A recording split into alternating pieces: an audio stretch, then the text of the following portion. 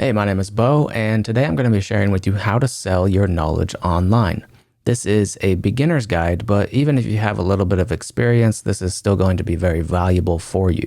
I've been selling my knowledge online now for about 10 years, and I've had a lot of failures along the way. I've had a few successes, a few big ones, but mostly failures, to be honest, and I don't regret that because it was all those failures that really taught me how to approach this the right way. And a lot of beginners get into this online business with dreams of success, dreams of freedom. And a lot of people end up disappointed because they don't understand how much competition there is in the online world today, especially when it comes to selling digital products like online courses, coaching programs, memberships. Although you can definitely do it, it does take a little more today than it used to because there's so much more competition. There's so many more people entering this area because there's a lower barrier to entry. It's so much easier to start nowadays. It's so much easier to build a website, to create an online course. And so all these people are flooding into this online business world and making it harder for ordinary people to get in and be successful. So I want to go over some of the basics and then we'll get into some advanced stuff in a few minutes. But the first thing you need to understand is that people don't really care about you. They care about what you can do for them. That might sound a little harsh to some people, but it's true. Most people don't really care about your story or how great you are at what you do. All they care about is like, can you get me a result? Can you get me this thing that I want? And can you do it in a way that is superior to these other people that are sharing something similar, that are promising something similar? So the first thing you need to do is just get really clear on the destination that you're taking people to. A lot of people make the mistake right from the very beginning and they don't create a very specific destination that they're taking someone to. They offer a very broad, general, vague promise that isn't really clear to the person who's hearing your message. It's not clear where you're taking them, what the specific result is, what it's going to look like, how long it's going to take. People need to be able to see in their mind where they're going. Otherwise, they're not going to be inspired to get there. So if you're having trouble getting people to listen to your message or buy your products, it's probably because your messaging is too vague. It's not specific. It's not painting the picture in someone's mind of exactly where they're going to get to with your help. So the way we help people understand this a little better and make our vague message a little more specific and clear is we provide a roadmap. So there might be a general thing you want to help people with long term that's more vague. For example, like I just want to help people make more money in their career. That's cool, but it's still very vague and no one's really going to buy that because it's just not specific enough. So we can provide a roadmap. Let's say our long-term goal is like in 5 years, I want to help you go from wherever you are to multimillionaire, let's say. Well, on that journey, there are certain milestones. There are certain processes. There are certain stops along the way. There are certain roadblocks. So we want to provide solutions that are more specific, that are more time-bound. So for example, what does someone need to do or achieve in the first 7 days? And in the first 30 days? The first 90 days? Each one of those things can be a solution that you offer, a product that you offer. So maybe the first thing they need to do is figure out their business plan. So maybe you can have a product that offers someone an opportunity to create a great business plan in 7 days. And that's like this first little milestone here in the beginning. And then from there, you can take them to the next milestone and the next one. And these are time-bound milestones in most cases. So you can say to someone, I'll help you get this specific result in 7 days. So it's very clear to them. Okay, you're showing them the destination. This is the specific result, like get your business plan completely mapped out on paper. That's a specific result. And do it in 7 days or less. That's a specific time frame. So that is much more compelling than just saying, oh, I'll just help you, figure out your business and make more money. It's much more compelling because they can see what is going to happen and they can see it's going to happen in this amount of time. And that provides motivation for that person and inspiration so that they're actually motivated to take action on what you're sharing. And perhaps the most important part of all of this is you want to provide a new or unique vehicle for taking that journey. You want your message to stand out. And in this crowded digital world where everyone's saying, I'll help you with this, I'll help you do this, everyone's making these promises of what they're going to help someone achieve.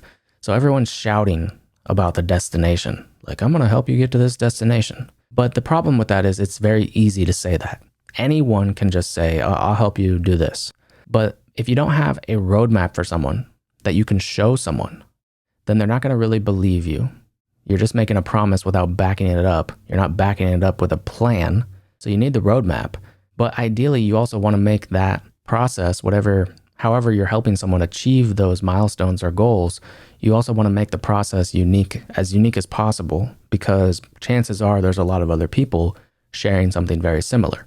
There's a lot of other people that want to teach whatever you want to teach, that have a similar message to yours. And so if you want people to choose you over the competition, then you need to make your vehicle one of a kind. So let's talk about how to do this. This is probably the most important part of your marketing. Even if the rest of your marketing sucks, if you get this part right, you'll be okay. You want to make sure that your solution is distinctly different or unique from other solutions out there. You want to think, why should someone take your path over other paths? Why should someone learn what you have to share over what the next person has to share? What makes you different? You see, it's much easier to be different than it is to be better. Because if you're just trying to be the best, then your competition is extremely high to be the best at anything. So oftentimes it's better to just try to position yourself so that you're different. You're not necessarily better than everyone, but you're unique. So you don't get compared to other people because you're in your own unique little niche, and you sort of invent your own category. So you can't be compared to anyone else. So therefore you're automatically the best at that thing because you're literally the only person doing it in that way. There is no competition when you position yourself as different. And so you want to think about, what are the inferior alternatives to your path? What are the advantages of your path? Like, what kind of pain is it going to help someone avoid? If they don't take your path, if they don't use your solution, what struggles or pains is that person going to have to encounter or endure? If your solution doesn't really take away pain or discomfort from someone, then it's not going to be as attractive. It needs to help someone get a result, but ideally help them get that result with less pain and discomfort than might ordinarily be required. So you don't need to necessarily invent something brand new. You just need to put your own unique spin on something that already exists, or explain it in a way that hasn't been explained before. So you position yourself as someone unique with a unique solution, even though you're not necessarily doing something totally unique. Like there's other people doing what you're doing or sharing similar things to you, but you have your own unique way of explaining it or doing it or getting people that result. So let's go over a few examples to make this a little more clear. These are different ways you can invent a new vehicle or opportunity to make your product or your message stand out above all the competition. One way is you can take a common method or practice and put your own unique spin on it. So for example, podcasting. Let's say you want to help people create their own podcast and grow their podcast, grow their business with podcasting. Well, that's fine, but there's a lot of other people out there teaching podcasting. So maybe you want to invent a unique form of podcasting, like micro podcasting, short form podcasting instead of long form podcasting. That's a unique form of podcasting. And just by positioning your message in that way, you automatically stand out from all the other people that are teaching podcasting.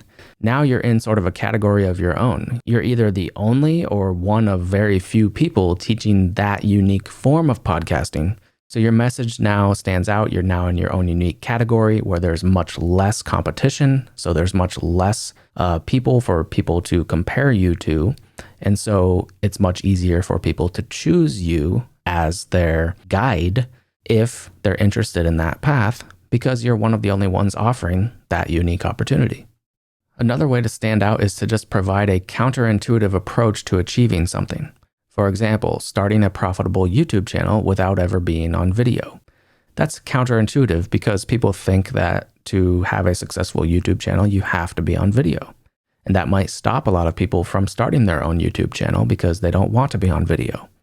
So maybe you can provide a counterintuitive approach that helps someone achieve the goal they have of having a successful YouTube channel, but doing it without the thing that they don't really want to do, which is be on video. Or maybe heal from loss or tragedy without ever going to therapy. Some people believe that you have to go to therapy and people don't like going to therapy. So some people feel hopeless. Maybe they don't feel like there's a solution for them. So maybe you have a unique solution that helps someone heal without therapy. Or close high-ticket deals without ever getting on the phone. A lot of people believe that you have to get on the phone and have sales calls with people to close high-ticket deals. It's actually not true, but a lot of people believe that. So maybe you have a solution that helps people achieve that result without doing that thing that they think they have to do. And by offering a solution in that way, you stand out because most other people are probably sharing the other way. They're sharing the common, ordinary way. So you can come in and provide a different approach, a unique, counterintuitive approach, and automatically stand out amongst all the competition. Another way, probably one of the easiest ways, is to just create a unique process, method, or system for achieving an outcome. So you might be teaching the same thing as someone else, but you have your own unique method or system for getting that result. So maybe you're just teaching podcasting like a lot of other people are, but you have a unique way of getting podcast guests or growing your podcast or whatever. And you can give your method its own unique name that is unique to you. So you sort of invent your own process, and that's your own intellectual property. And you can trademark that name, that method or system, and so no one else can copy you. No one else can come in and teach that same method. Only you can, because it's trademarked by you. So that's a really easy way to just stand out and be in a category of one instead of a category of many. Just by inventing your own unique method, you become automatically the only one in the world who's teaching that, because no one can teach it without, violating the trademark law or copyright law or whatever. So that positions you in that category where there's little to no competition because no one else has that method. It's something you invented and it's completely unique to you.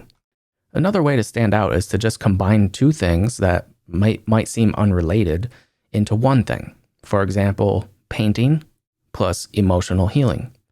So that could create a new category, which is trauma healing art therapy. So that's combining one thing with another. So instead of just teaching painting, you're combining that with emotional healing, and now you have a unique niche. Now you have a unique category with very little competition. So if you just use one or a combination of these four approaches, you are going to automatically stand out from most other people in whatever niche or industry you're in. You're going to stand out from most people, and you're going to automatically make your products more desirable. You're going to make your messaging more attractive. You're going to find it so much easier to succeed in this world if you just use this simple approach for standing out. So that's all I have for right now, but if you want to learn more, you can go to weektolaunch.com, and it's a course that teaches you how to launch a digital product in 7 days or less without ever recording a single video. So if you're an introvert like me and don't necessarily love to be on video, but still want to create high value online courses and digital products that grow your business and serve a lot of people, then Week to Launch is going to be very valuable for you. It's an audio course, so you can just load it right up onto your phone. It loads right into your podcast player, and you can listen to the whole training while you're walking the dog or doing the dishes or commuting to work or whatever. So that's weektolaunch.com if you're interested. And thanks for listening. I'll talk to you soon.